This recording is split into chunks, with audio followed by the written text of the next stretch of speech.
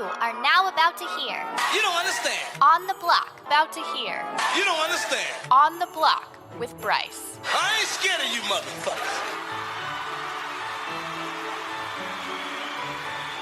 What is up?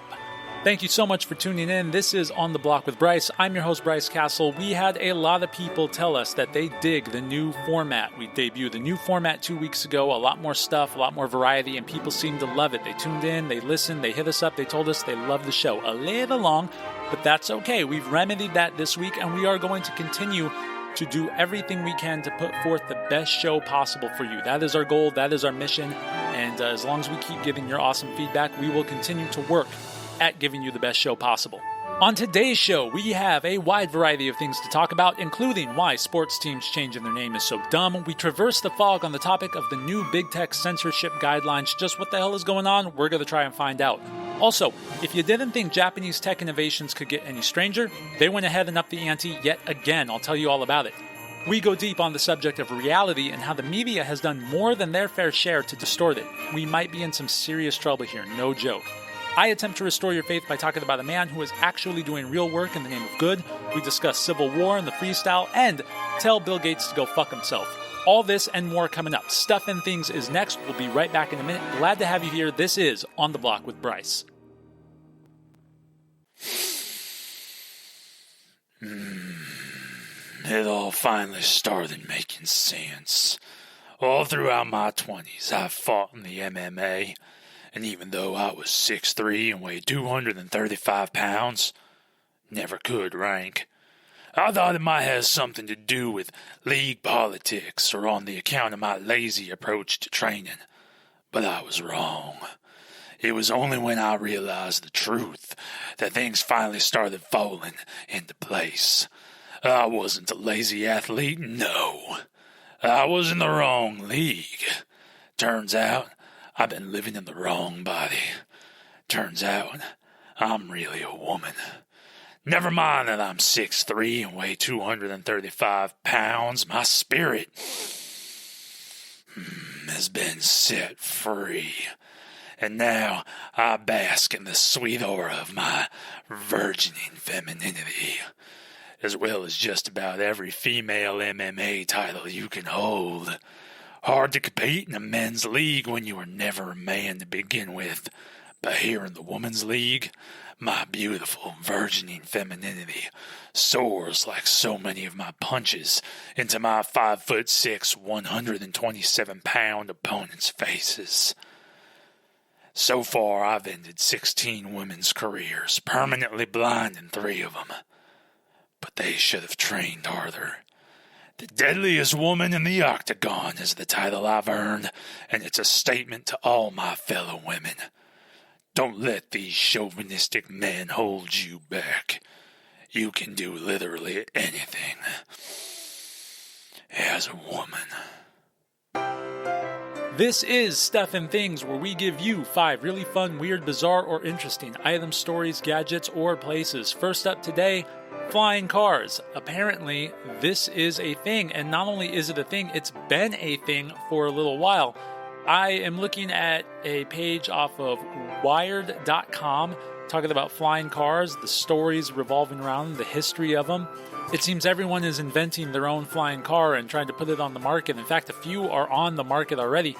I gotta tell you, as far as these things look, they don't really look like cars to me. I see a lot of helicopter-looking ones, a lot of weird, kind of like halfway between like an airplane and a helicopter-looking ones.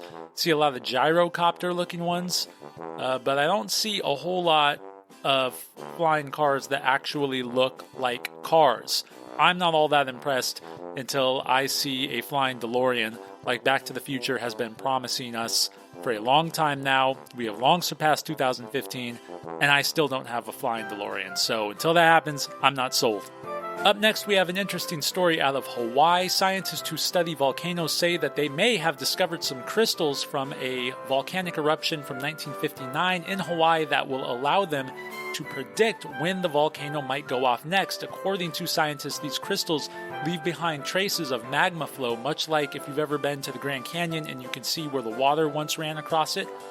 They're thinking that this might be able to tell them how the magma flows underneath the surface where they can't see it, and therefore will give them a better idea of when the magma will surface again. I found this article at MSN.com. It is rather extensive if you want to look it over yourself. Scientists predict volcanic eruptions from decades-old lava crystals is the title.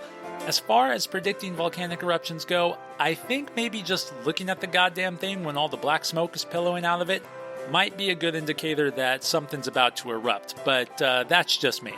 All right, next up. Oh my God, Bryce, you're so salty today. I'm not.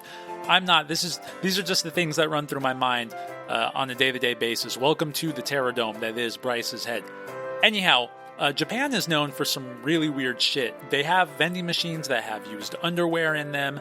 They have this kind of weird side culture where older men have wives and girlfriends, and so like the young men who would normally go after the women who become these older men's girlfriends, they're like sexless, and so they're into all sorts of weird sex things.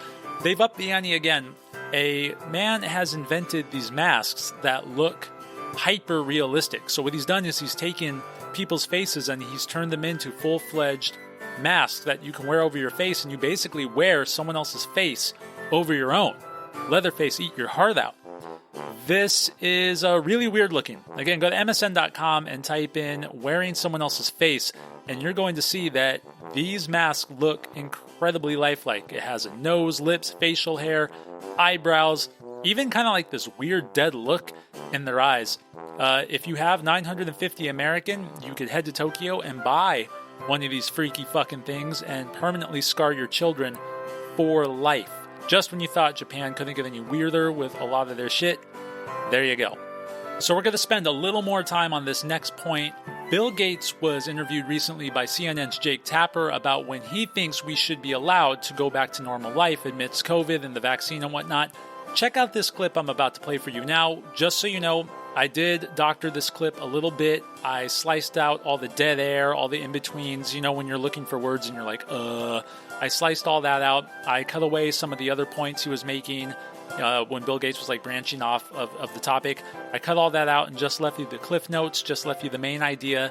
So forewarned, this clip has been sliced up, but check out what we got right here. Bars and restaurants in most of the country will be closed as we go into this wave, and I think sadly that's appropriate. Certainly by the summer, we'll be way closer to normal than we are now. But even through early 2022, unless we help other countries get rid of this disease and we get high vaccination rates in our country, the risk of reintroduction will be there. So we'll have, starting in the summer, about 9 months where a few things like big public gatherings will still be restricted. Somewhere between 12 to 18 months, and we have a chance, if we manage it well, to get back to normal.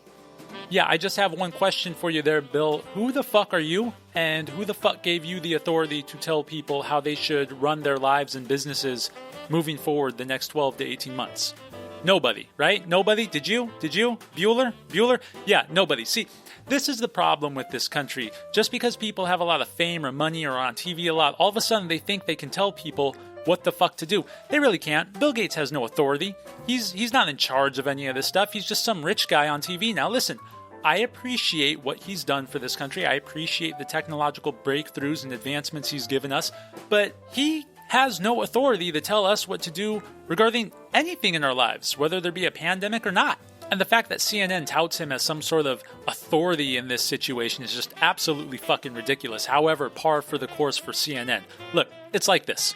It's so easy for somebody like Bill Gates and all his billions of dollars to sit there and tell everyone to keep holding it down for 18 more months. He could sit there for the rest of his life and do nothing and not even notice his bank account decrease a bit. In fact, unless I'm mistaken, Microsoft shares have shot through the roof during this pandemic, so color me a little suspicious when he gets out there and advocates for 18 more months of the type of lockdowns that skyrocketed his stock. Honestly, who does Bill Gates think he is? I mean, I can tell you a bit about who he is. He's the guy who's advocated for years about keeping the population down while attending Event 201 late last year, which strangely predicted the novel coronavirus causing a pandemic, and is probably one of the most eager human beings in the world to get everyone vaccinated by a drug that apparently makes you more susceptible to HIV. Now, I'm not throwing conspiracy theories out there. I'm not doing that. All I'm saying, is it sounds a little strange when he sits there and advocates for all this stuff at the same time. That's all I'm saying. It looks strange. You come up with your own conclusions. And finally, archaeologists in Mexico City have discovered a room filled with 500 skulls from the 16th century, 15th and 16th century, dating back to the Aztec Empire. They're thinking that this might have been some sort of sacrificial trophy chamber. If you don't know a lot about the Aztecs, they were really big into human sacrifice. They believed that their sun god needed lots of human blood in order to fight the demons of the night and keep the sun rising in the sky. So they were very, very big on sacrifices, the Aztecs. I have been told that my heritage comes from the Aztec, that you can trace it back to Aztec roots. I don't know if that's true or not. I know my family comes from Mexico. That's about all I know. But we've always been told we have Aztec in our blood. And I've always thought that the Aztecs were specifically barbaric for a civilization of that time. The whole idea of sacrificing people, it always made me think there was something more to it than just a belief that a god needs the blood to rise and set the sun. There were a lot of shamans in the Aztec culture who spoke to the gods by eating ayahuasca plants, so they would get really high and see shit. And there's a gland in the human brain that releases the equivalent to DMT when you die. And so it causes you to see things. That's like how people see their relatives and walking in the light and all that. And it's a very, very potent dosage of something that would be reminiscent to ayahuasca back in the day. So I'm willing to bet what happened was they discovered this gland in the brain because they did practice cannibalism to some extent, and they needed a reason to convince people to allow them to sacrifice them so that these high priestesses could dig out that gland and keep munching away and talking to the gods. That's my theory. Again, not throwing out conspiracies, but that's what I think happened. But either way, I thought it was cool. Temple of Skulls, Mexico City. Yeah. So that was Stuff and Things. Coming up in just a minute. Civil War. Are we close to that in America right now? And if so, how did we get here? Why aren't we stopping it? And what would it look like even in the modern day? I pontificate this topic with you in the freestyle. Coming right up after the break. Don't go nowhere. We'll be right back. You'll never catch me in a mask while outside or in my car. If I'm at a store, I'll only put one on anymore if asked to by an employee. You'll never see me voluntarily take a picture in a mask. I will always call out the inconsistency and illogical nature of the so-called rules regarding them. If Biden asks me to wear one, I'll tell him to go fuck himself. I will patron any business that is brave enough to remain open during a lockdown. If I ever get ticketed, I won't pay the fine. If I ever get penalized or jailed, I'll hunger strike, sue, and appeal as many times as needed. These lockdowns and mask mandates while in your own house or outside are in direct violation of the First and Fifth Amendment along with others. I do not recognize these policies as constitutional, and it is my duty as an American to not obey them. I will not normalize these masks. I will not normalize this pandemic of fear. I will not normalize the government telling me what is and isn't essential. I will not normalize authoritarianism. I will not allow mainstream media to saturate me in only what they determine to be the truth. This is a free country. But there are tyrants in positions of power who seek to expand their authority wherever they can. They're currently testing to see just how much they can get away with. These masks and lockdowns are not about safety. The true data on this virus has made that very clear. It's all about control. They found success in these masks and lockdowns, and their push for the vaccine is coming. Remember, they're only men. They're not your leaders, your gods, your parents, or your friends. So when they try to see just how much authority they have over me, they'll find that my answer for them is none. What will your answer be? This is the Freestyle, where I pontificate, hopefully not so aimlessly, about a particular topic that's been rolling around my noggin for the last few days. Today on the Freestyle, we talk about modern-day civil war. How close are we to getting there, and is it even possible for us in the modern day to get there? To say there's a lot of divide in this country would be an understatement at best at this point. This year has shown us Antifa and Black Lives Matter willing to riot when they want something. Their equal opposite reaction in groups like the Proud Boys, who show up and demonstrate and even fight with them right there in the middle of the city. We have politicians flaunting their power, shutting people down, taking away their ability to earn money while they go about doing literally whatever the fuck they want. Keeping in the political line, we have Republicans and Democrats more divided now than they have been in a long time, the most divided they've been in my lifetime. We have schools teaching things like gender theory and other leftist radical ideas, much to the dismay of parents all over the country. The media, of course, plays their part, giving you only the version of the truth they want you to hear. That, in turn, affects the way people look at the world, going out and then fighting amongst themselves based on the truths that they attach themselves to. People can't even look at the presidential election in this country and say that it was legitimate. Depending on who you sided with will depend on your level of trust in it. No one side trusts any of the other when it comes to COVID-19, and things really start to get interesting when you have elected officials in high positions of the federal government suggesting that pieces of the country secede from the other. Now, if you combine all this together, what do you have?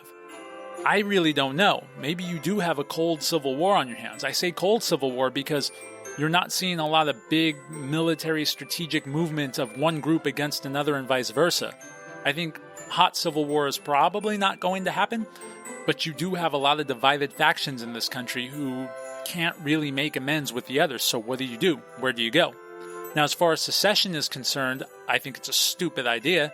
I can't think of anything more than a government like China would want than to watch the United States, its most powerful opponent, break into several small pieces. United we stand, divided they conquer. And given what we're learning about how deep China has dug into our foundation over the last 40 years, we're talking about sending spies in to sleep with elected officials. We're talking about teachers being paid by communist China to propagandize children with all this leftist nonsense over the last 40 years. I mean, they're dug deep, and we're finding all of this out. This might be a part of the plan for China. I mean, think about it. They're coming up economically, they're coming up militarily, and who's the only country in their way? It's the United States. So you can look at this from a micro level if you want and see, Antifa versus Proud Boys, or the left versus the right, or progressives versus conservatives, or whatever you want to call it. But to me, if I step back even further and look at this from a macro level, whether China has planned for this or not, whether Joe Biden is part of this plan or not, it just seems to make sense that if your strongest competitor starts to divide, whether you had a hand in it or not, this is prime opportunity for you to take over their top spot. And believe you me, we do not want communist China, a country that enslaves people, to be the top spot in the world economy, to be the top spot in the world military. But bringing it back to a micro level, we still have a serious problem. You have mayors and governors all over the country who are allowing Antifa to set up autonomous zones within the city. They've allowed riots all summer while locking people in their house saying they can't go to work because of COVID at the same time. You know my opinion on this. Career politicians are a poison and they got to go. These people are tyrants and they love the power that they get and they think they're better than you and you have to get rid of them. Now, I've been wondering if President Trump should have arrested these governors and mayors for allowing Antifa to run around in their city and then allowed the legislators to hold special elections to get new mayors and governors in who would take care of business. I don't know if that helps the whole Civil War theory or not. I think maybe in a lot of ways that makes it worse. I don't know. It's a fucking mess. Maybe we do have a civil war going on. Maybe it is a cold civil war. Maybe it will escalate into something more and more. I'm not sure. I can tell you this, though. Secession is a bad thing, and nobody wants this to happen more than countries like China and even Russia. We didn't talk about Russia, but they're a big threat too. So I don't think there is an easy answer here, but we do have to find an answer quick. Because if we don't start looking at this on a macro level, it doesn't matter what little faction you believe in to be right. It won't be strong enough to take on a country like China. It won't be strong enough to take on an economical force like China. So that's something we may have to start thinking about. But of course, we're asking an entire generation of narcissists to think beyond their own selfish wants and needs. So, maybe we're in for a very dark period of American history, a world history. I don't know. We'll have to wait and see. And that was the freestyle for this show. Hopefully you got something out of that. I know it's kind of hard to put together a great point when you're just spitballing off the top of your head, but that's also part of the fun of this segment. Folks, don't go anywhere. Stick around. Coming right up, we are going to talk about Big Tech's new censoring policies. Have they gone too far this time? Probably. The left and the right feel very, very differently about it. You and I will try to find what is really going on as we traverse the fog. That's coming up in just a minute. Don't go anywhere. This is On the Block with Bryce. The discrimination us women face is something you wouldn't believe. After defeating another opponent, nearly knocking her eye clean out of her skull, the MMA forced me to retire. Said I was too dangerous to be allowed to keep competing in the women's league. Just what about my delicate and virgining femininity is so dangerous? My guess, my powerful womanhood made those pathetic sexist men who run the sport feel weak and emasculated. Well, no bother. I retire a very wealthy woman. But it seems this denial of my humanity reaches far beyond the octagon. Everywhere I go, from the ladies' room at Target to the job interview as the new dancer at Jug's topless sports bar, my femininity is always seen by those transphobes as something less than desired. I'm a tough woman, and I can take it. But I draw the line when it comes to my medical needs. So when my doctor told me he wasn't going to perform a much-needed annual pap smear, that's when I became real unladylike. So now I'm facing charges. Each day I discover more and more it's hard to be a woman in a man's world. This is Traversing the Fog, where we get both the left and right's perspective on the current event, and then try to sift through both piles of their bullshit to try to see what the real takeaway ought to be. These partisan hacks love to blind you in a fog of bias, and we're here to help you traverse through that. Big shout out to the game Dark Souls for helping me come up with the title of this segment. If you've ever played the game Dark Souls, I think you know what I'm talking about. Okay, let's dive in. So last Wednesday, YouTube said it was going to start removing newly uploaded material that claimed widespread voter fraud or errors changed the outcome of our presidential election. Having already been a big part of that censorship movement, the U.S. government, along with 48 states and districts, sued Facebook that same day, accusing it of abusing its powers in the market of social networking to crush smaller competitors. And they were seeking remedies that could include a forced spin-off of the social networks Instagram and WhatsApp side projects. So basically they were calling for a trust bust. This, of course, is just another chapter in the story that is big tech censorship. The larger they get, the more influence they seem to have in the information we see, and the more control they seem to want of it. Of course, this has everyone freaking out, and the government's now getting involved in it. Is it a good thing? Is it a bad thing? We'll talk about that, but first, let me give you the right and left's perspective, because obviously they feel some type of way about it, and obviously they're very different. So let us together traverse the fog, and today we're going to start with the left. So our leftist perspective today is going to be courtesy of CNN. The article reads, Twitter's label on Trump's 46-minute video last week perfectly captures how outgunned the companies still are.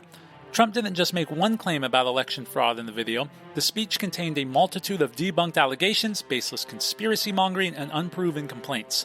Characterizing Trump's claims as merely disputed by unnamed actors rather than as being overwhelmingly rejected by federal, state, and local authorities simply gives oxygen to discredited rumors, said Alex Howard, a Democratic governance advocate.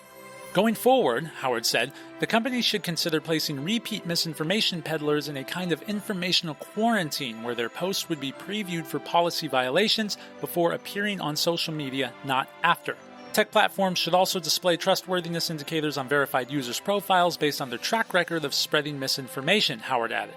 And labels need to be much more aggressive, he said, drawing a connection to Surgeon General's warnings on cigarette labels. He says, when you put pictures of mouth, throat, and lung cancer on cigarette packs, that creates a different kind of disincentive rather than just saying, this is known to cause cancer.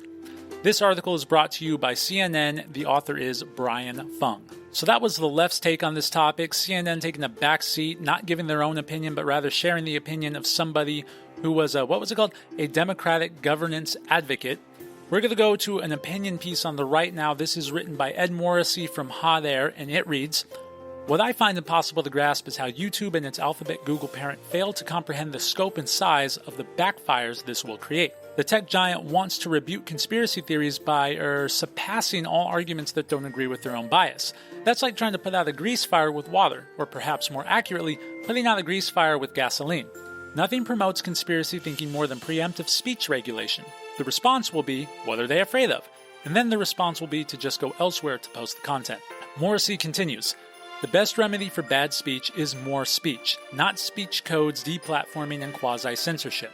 Efforts by big tech to silence dissent, even wild, uninformed, and erroneous dissent, will only feed the conspiracy thinking in society rather than reduce or eliminate it. If the tech giants want to keep interfering in free speech, they should not be surprised when government comes to interfere with their business operations. At the very least, it may awaken conservatives to the necessity of using antitrust legislation to keep economic powers from consolidating too much as it quickly transforms into political power. And there's no telling how it will get used. And that is going to be your take from the right, written by Ed Morrissey, coming from Hot Air. Okay, let's take a look at this.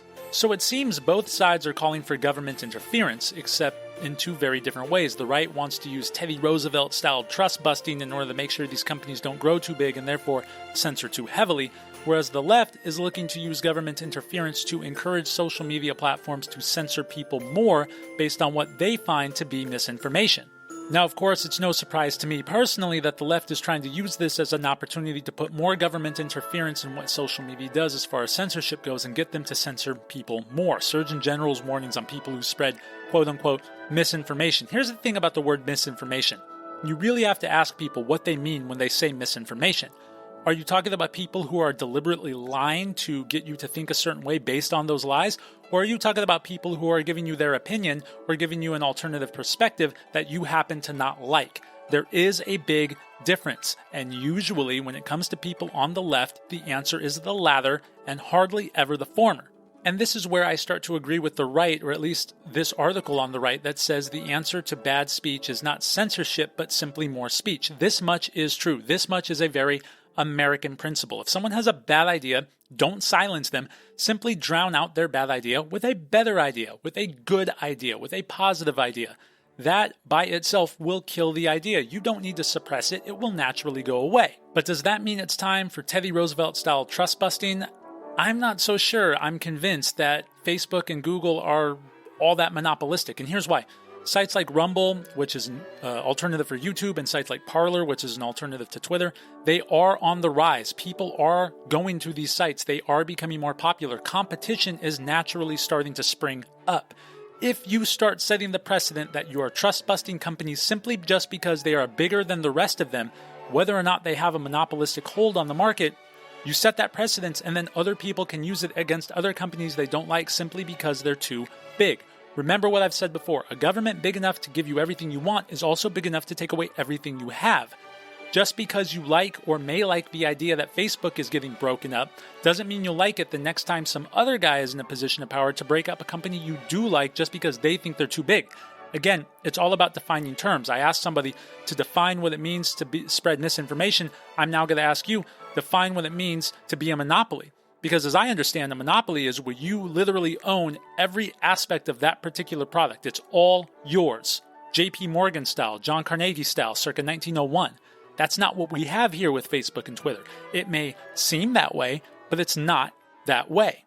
So when traversing the fog on this particular topic, I got to tell you, it seems that the government wants their hands on the internet in one way or another, and I just don't really trust the government to do a good job no matter what they're doing, especially if they're censoring people, but also if they're trying to act in a trust-busting type of way, because again, I don't think we have monopolies here. I think we just have platforms that are very big, but if people start to recognize that they have alternatives, they are going to go to them. The free market will naturally play out and work out. Now, as far as some of the shadier practices from YouTube and Facebook and other companies like it, where they steal your information and sell it to people and spy on you and all that, you click the agree button to the terms of service. So that's kind of on you. So I don't think we should be thinking of that when we're talking about this particular problem and the solution to it. I think we should be thinking on a grander scale. Is the government getting involved in this situation when the free market is clearly working with sites like Parler and Rumble up and coming? Is that such a good idea? I think no. You know, honestly, this could probably all be solved if you just spent some time to reword the very last sentence of Section C-230 in the Communications Act. This allows platforms to censor anybody who posts things like violent images or, pornography or child porn or something like that. It allows them to censor that out. But the last sentence also says, or otherwise objectionable material. Well, that's left open to anyone's interpretation. And of course, if you give people free range to do whatever, they'll do whatever. And so big tech is going, well, that's misinformation. So we see that as otherwise objectionable material. They can pretty much do anything. So if you just reword that or take that part out and just go, look, as long as they're obeying the law and not violating anyone's constitutional rights, You can't censor anybody, censor anything else after that. This might be a problem that goes away very, very, very quickly. So when traversing the fog today, I think we have discovered that less government interference is best, especially since there are still avenues in which we can take that would remove the effects of government reaching in and fucking things up. Because as we all know, when the government reaches in and touches something, they break it. They break it, they break it, they break it. Never forget that.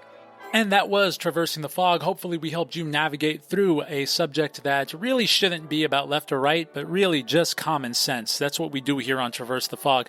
Folks, stick around. In just a minute, we're going to come back with a segment called Ain't Nobody Got Time for That. I'm going to sit there and complain about 3 things that are on my mind that are driving me crazy, and I'll tell you why ain't nobody got time for them. That's coming back in just a minute. This is On the Block with Bryce. Hey everyone, hope you're enjoying the show. Just wanted to quickly encourage you to like and subscribe wherever you're listening from. We can be found anywhere you listen to podcasts. And if you think you know someone who might like the show, give our podcast a share. 5-star reviews on Apple Podcasts also help tremendously as well. Either way, we'd really appreciate it. And if you ever want to reach out to us directly, you can do so by emailing ontheblock@outlook.com. If you have any comments, questions, concerns, complaints, or criticisms, we want to hear from you. Also, if there's anything you'd like us to look into, discuss more of, maybe you're in a band and you want us to play one of your songs, whatever the case may be, just reach out by emailing ontheblock@outlook.com. We look forward to hearing from you. And now back to the show. Ain't nobody got time for that. This is Ain't Nobody Got Time for That, where I share with you 3 things that have been annoying me super hardcore lately and explain to you why ain't nobody got time for them. This portion of the show today, folks, is brought to you by Dell's Earrings. Nothing says late Christmas shopping quite like it being December 21st, as it is, and realizing you still haven't bought the special lady in your life a single thing. What's wrong with you? Not to fear, though, Dell's Earrings has got you covered. Ladies and gentlemen, since 1987, Dell's Earrings have been the perfect last-minute gift idea for the lovely ladies in your life, and they got the deal of a lifetime for you. Czechoslovakian ivory, the Walter Cronkite moon ring, and their latest helium-filled hoops are just some of the many earrings you'll find at Dell's Earrings. Come on down today and pick up a set of earrings handcrafted for the Grand Wizard of China back in the 4th century. Of course, they're not the originals, but they are replicas, very good replicas too. They're selling for $5 a pair, 2 for $7. Folks, those are deals you just can't pass up this holiday season. So come on down to Dell's Earrings and save your marriage from a late present disaster. That's Dell's Earrings, the perfect affordable gift since 1987. Okay, let's dive in. Ain't nobody got time for that. So the first thing ain't nobody got time for this week is the term science denier. Now this one has been getting passed around like a fresh fish on E-Block for the last couple of years now, and I've been really trying to figure out just what the fuck this term actually means. And after sifting through article after article of published opinion in all these bullshit leftist and sometimes conservative magazines, I had to rely on Urban Dictionary to give me a clear, concise answer. Can you believe it? Not that this put me in any better of a mood when it comes to this particular topic. Let's check it out. According to Urban Dictionary, a science denier is a person who openly denies results published by the global scientific community, usually for economic or political reasons. Okay, stop right there. Let's dissect this a bit. Someone who openly denies results published by the global scientific community translates to me into someone who has a differing or alternate opinion from the status quo or majority of people. But here's what I don't understand about that definition. Isn't the purpose of science to continuously ask questions and challenge the status quo in order to reach new understandings of the topic at hand? It would seem that the term science denier is used to shut down the very practice that causes science to move forward. Think of someone like Galileo, who theorized that the Earth was not the center of the universe, that in fact it rotated around the sun and not the other way around. He was not only seen as a, quote, science denier for going against the broadly accepted scientific theory at the time that the Earth was the center of the universe, he was put to death for his opposing theories. And what about Christopher Columbus, who theorized the Earth was round, going against the broadly accepted scientific conclusion that the Earth was actually flat? He, too, would have been considered a science denier. Now, of course, looking back, we know that both men were correct in their assessments, but let's pretend for a second we never gave any credence to their terms. Let's pretend for a second that the word science denier existed back then, and that we looked at those men with that title and went, oh yeah, you know what, they denied science, we can't listen to them, we can't trust them. We would have never figured out the Earth was flat. Of course, I'm being a little hyperbolic, but I think you get my point. The purpose of science is to continuously ask questions against the status quo. To deny that very practice of the scientific method is in itself to deny the practice of science. Now, claiming that they have those opinions usually for economic or political reasons is a practice entirely in speculation, and it's very, very, very narrow. People have all sorts of opinions for all sorts of different reasons, and to label it as just purely economic or political seems to be like a way to either demonize or villainize someone in order to get their point of view not heard. It seems to me then that the term science denier is less about making sure people don't believe things that are lies, and more about making sure people who don't agree with you are never heard. Without the practice of asking questions, without the practice of challenging the status quo and the broadly accepted scientific theories, we would never have discovered the Earth was round. We would have never discovered that Earth is not the center of the universe. If we keep this up with the term science denier, imagine what we will never discover moving forward. And that's why when it comes to the term science denier, we are going to say, Ain't nobody got time for that. So the next thing that's been driving me absolutely crazy is this pathetic practice of pleasantries. You know what I'm talking about. Whenever you walk into a store and there's a greeter there, or there's some girl at the front desk or whatever, you've had this little mini hollow, uninteresting, pathetic conversation before. You know how it goes. Hi, how are you? Oh, I'm good. How are you? I'm good. Thanks. Yeah. Why? That is my question. Every time we run into somebody, every time we see somebody, every time we check in somewhere, why is that conversation happening? Nothing about that 5-second interaction has any life in it. Nothing about it says human interaction. It is an empty, voided, hollow interaction used by people who don't actually give a fuck how the other is doing, but simply feel too awkward to ignore the other's existence when they get within close proximity of each other. Why continue this empty, pathetic, voided charade of asking how somebody is doing when you really don't care how they're doing? You see, here's the thing. Human beings are social creatures. We want to interact. We have this desire to interact with each other. By replacing an opportunity for actual social interaction with this voided, hollow pleasantry exchange, you're destroying the very essence of what it is to be human. We want to interact, and yet every opportunity we get to interact, we replace it with these hollow courtesies that mean nothing. I'd rather you just said hi or said nothing at all. And I think if we did that, we would learn to appreciate actual communication a little better. So instead of passing off hollow pleasantries in order to look polite to a bunch of people who aren't paying attention and will forget the pleasantry happened 2 seconds after you walk away, why not keep the importance of those interactions intact, saving them only for people whom you actually give a shit about? And everyone else gets a hello or a nod and a have a nice day as you go out the door. It's not that hard. It doesn't come off as rude, or at least it shouldn't come off as rude. I am so sick of having that "how you doing? Good. How are you? Good" interaction because it is empty.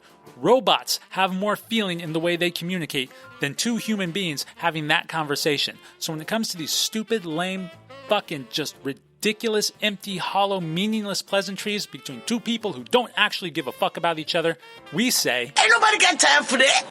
Okay, we had one more, but we ran this segment a little longer than we wanted to, so we'll have to pocket that one and bring it to you next time. Anyway, that was Ain't Nobody Got Time for That. I always feel so much better when I vent all that frustration out to you guys. If you got something that you think ain't nobody got time for, email it to us at ontheblock.with.bryce@outlook.com. Tell us why ain't nobody got time for it, and we will bring it up on the air. We'll add it to the show. We'll make it a part of it. You are a part of the show. You're hitting up the block. I'm here for you. Let me know what ain't nobody got time for. All right, folks, coming up in just a minute, we are going to take a very close look at a very serious problem we have in this country.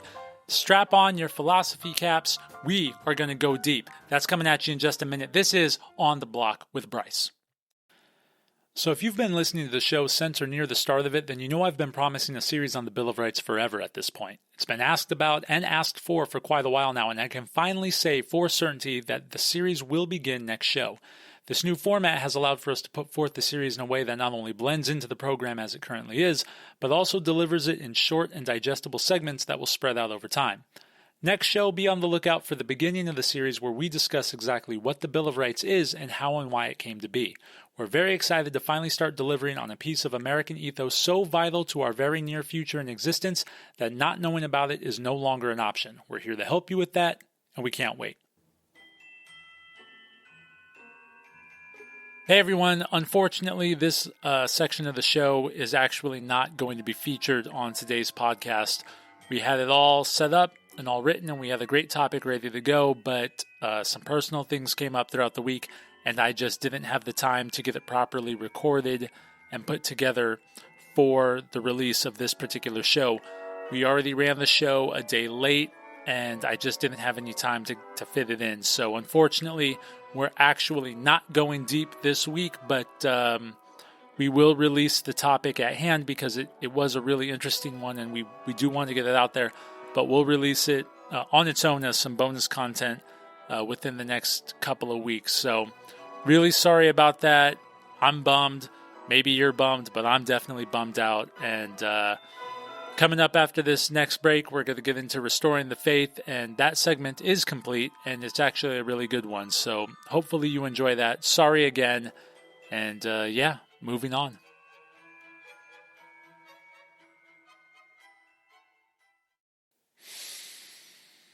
Fortunately, prison isn't as hard on you as they say, although it could have been for me.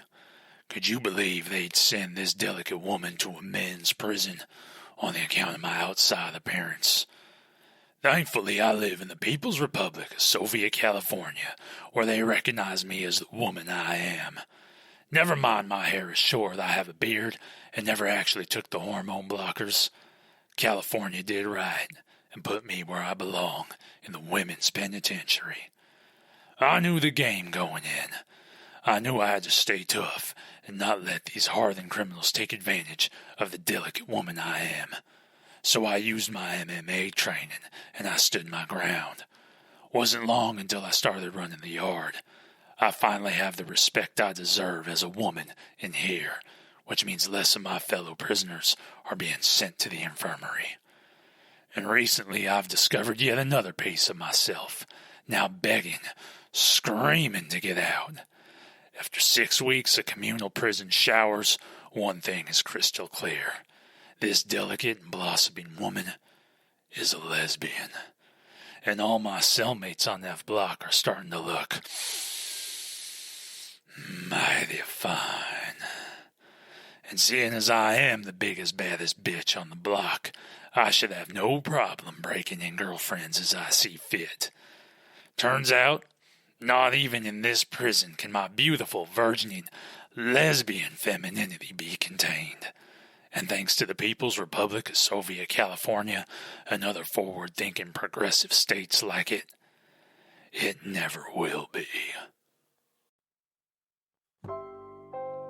This is Restoring the Faith, where we look at a positive situation somewhere around the globe. And today we're going to talk about somebody very special. You know, in a world where we are very divided, in a world where there is so much hatred online and in the real world, in an era where the most hateful people in our country, those being the Antifa types on the left, actually say that through hateful, ugly practices, they're going to eliminate hate itself. In that world of confusion and just absolute fuckery, there is one man out there who's actually doing a lot of good to actually eliminate hate amongst people. And he isn't doing it by punching Nazis. He's doing it by talking to Nazis. And in these conversations, he's allowing for a space where people who were so bigoted in their thinking to finally not only open their minds, but open their hearts. And by having their hearts and minds open, this paves way for an actual friendship, an actual coming together of two individuals who seemingly could never have gotten along before said conversation. The man doing this type of work is named Daryl Davis, and you may have heard of him before, but if you haven't, you're going to hear about him now. This is an individual whose work I've grown to admire and respect greatly. He's an accomplished musician and actor, but what he'll more than likely be best known for is the black man who attended Ku Klux Klan rallies, who sat down at tables with Ku Klux Klan members, had actual conversations with them, and in their conversations, slowly but surely, got them to turn around their life and reject the Ku Klux Klan, reject their feelings of bigotry and hatred towards people of a different skin tone, turn their Klan robes into him personally, renounce that part of their life, and move forward with less hatred in their heart than ever before. Now, I could talk about him all day, I could play him up all day to you, but I thought it would be better to take a couple of excerpts from a TED Talk he did regarding why he does what he does and how he came to do what he's doing, just so you hear it from him himself. Let's take a listen.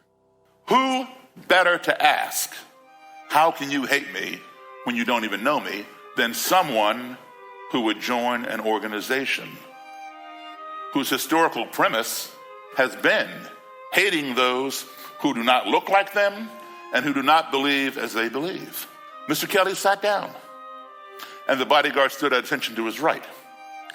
And we conversed, agreed on some things, disagreed on other things, but he let me know.